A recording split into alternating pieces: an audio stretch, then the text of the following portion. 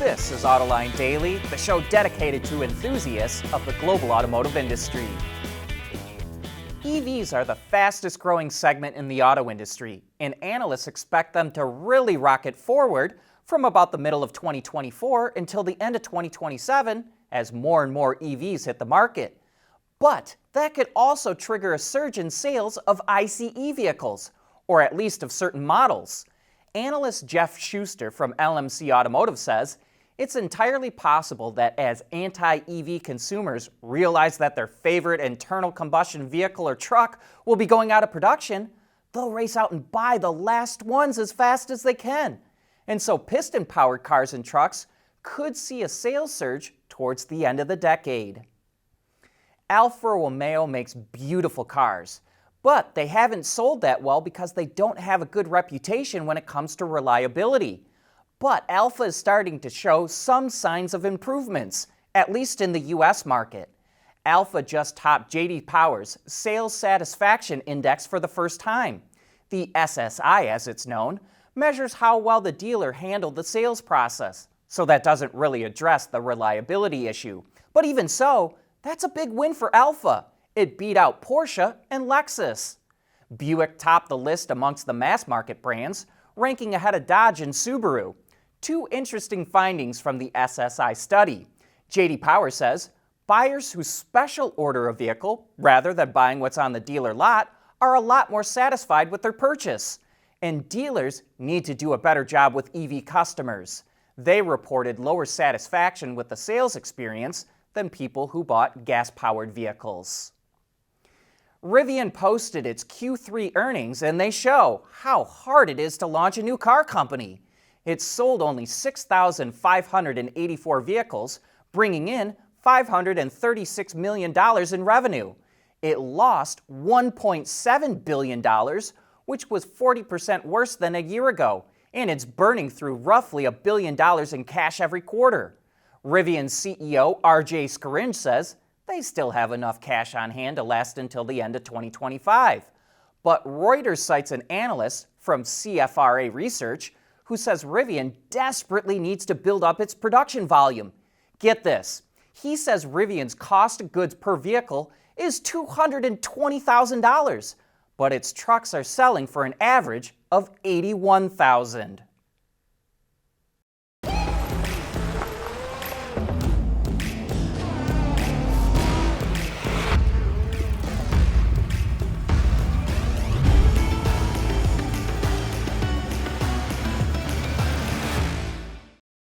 We want to know what drives your testing. OTA, connected car, diagnostics, remote testing. Intrepid Control Systems is here to help you work from anywhere. Intrepid Control Systems, driven by your data.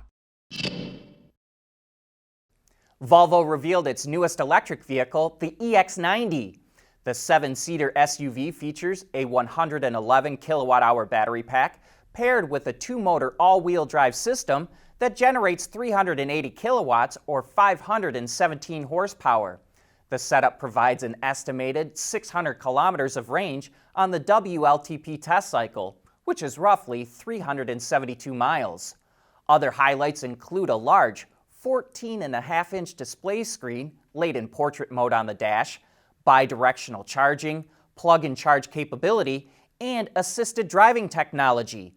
Autonomous driving will be available in the future, which we think will be unlocked with an OTA update.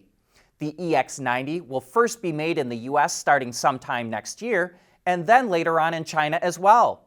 Depending on the market, customers will be able to buy it, lease it, or subscribe to it, and they'll be able to do that at both the dealer and online. Volvo says with the introduction of the EX90, it will introduce one new fully electric car each year. Speaking of new vehicles, Honda pulled the wraps off the new Accord. It's longer by nearly 3 inches, slightly wider in the rear, and sleeker than the outgoing model. We think the styling is a little more sophisticated as well. The interior takes inspiration from the new Civic, highlighted by the horizontal air vents that stretch across the middle of the dash, the 3 HVAC control knobs, and a high-mounted floating display screen. Higher-end versions get a 12.3-inch unit, which is the largest Honda has ever offered. Under the hood is the option for two powertrains. The base is still a 1.5-liter turbo engine mated to a CVT, but both have been upgraded to reduce engine noise. The other is Honda's dual-motor hybrid setup that pairs a 2-liter 4-cylinder engine with those motors and combines to produce just over 200 horsepower. I didn't see anything in the press release about when the new Accord will be available, but it will continue to be made in the U.S. Automakers are focusing more and more on creating a green, sustainable supply chain, and Ford and Volvo trucks are the latest to make progress in sustainability. Ford is pledging that at least 10% of its aluminum and steel purchases by 2030 will have near-zero level carbon emissions, and Volvo Trucks is now delivering heavy-duty electric trucks to customers made with fossil-free steel. The metal is produced by Swedish steel manufacturer SSAB, using a new process with fossil-free electricity and hydrogen. At Schaeffler, we pioneer motion. Electrifying mobility, manufacturing smarter, reducing CO2 emissions, making energy production clean. Schaeffler pioneers motion to advance how the world moves.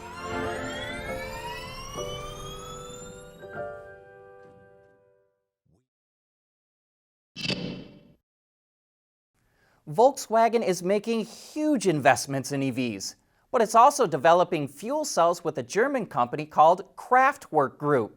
The unique thing about their stack is that it uses ceramic membranes as opposed to polymer membranes like Hyundai and Toyota. The ceramic membranes are cheaper to produce because they don't require platinum, and the stack produces heat that can be used to run the HVAC system, making it even more efficient. The fuel cell is estimated to deliver an astonishing 2,000 kilometers of range. That's more than 1,240 miles. Kraftwerk's CEO says the fuel cell isn't exclusive to Volkswagen, and it plans on launching a model in 2026, quote, regardless of the manufacturer. It wants to produce 10,000 vehicles spread across several brands. Pickup trucks have never really been all that popular in China, but that could be about to change. Geely is launching an electric pickup called the RD6 that's sold under the Radar brand name. It starts at less than $25,000 and tops out at $37,000.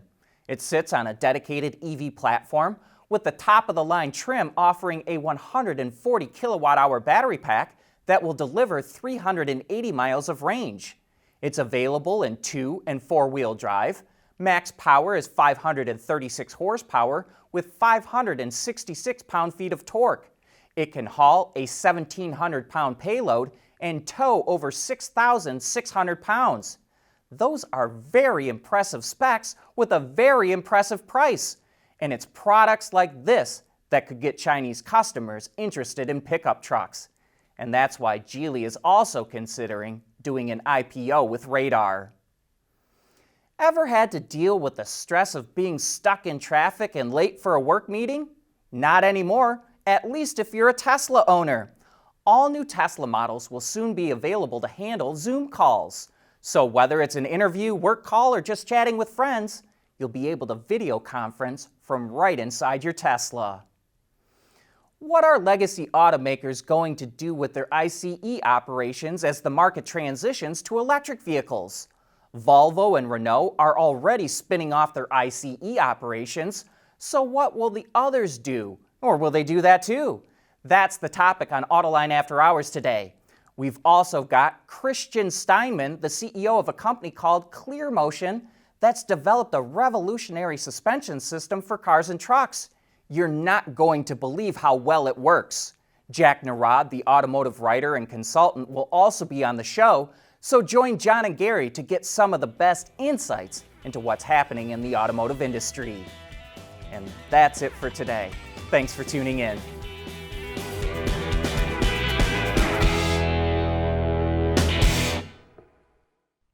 Autoline Daily is brought to you by Bridgestone, solutions for your journey, Intrepid Control Systems, over-the-air engineering, boost your game. And by Scheffler, we pioneer motion.